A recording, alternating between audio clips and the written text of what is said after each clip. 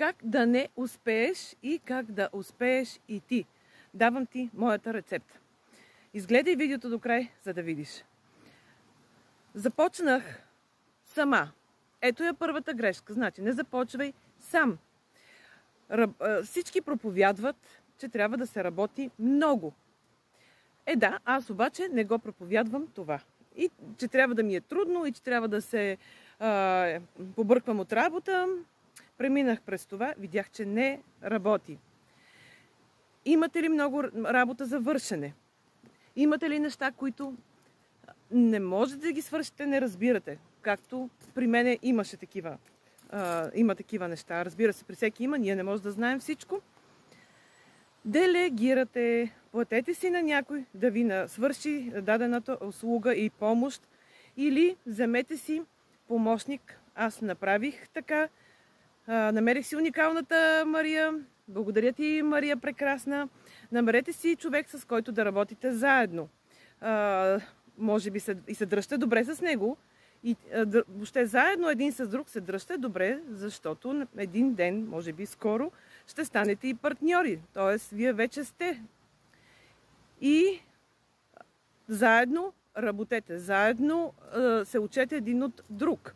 Приемайте се с недостатъци, с грешки.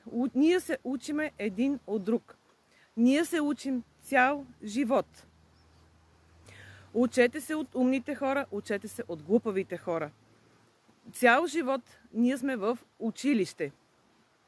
Да, аз не успях първия път, защото се опитах да направя всичко сама. Не.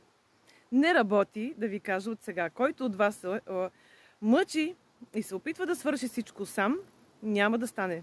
Бизнес или каквото и да е, се прави с хора. И сега, след като имам тази помощ, ето, виждате ме, излезнала съм отново с, чакайте да обърна, с колелото. Ето, с колелото.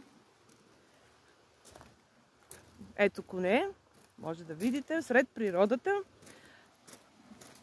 Показвам ви, за да видите, за да имате време да презареждате и да сте по-продуктивни, а не изморени и изтощени. Не работи така. Ето и до реката.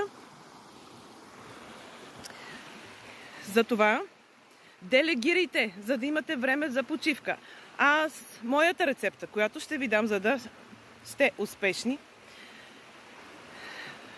да имате време за себе си, да работите с страст, да има действие и любов, и време за почивка, за вас. Да правите нещата, които ви зареждат и с които се чувствате добре, за да имате сили да работите по-добре и да сте по-продуктивни. Това е моята рецепта за вас. Който я знае, знае. Който не я знае, заповядайте. Благодаря ви. Хайде!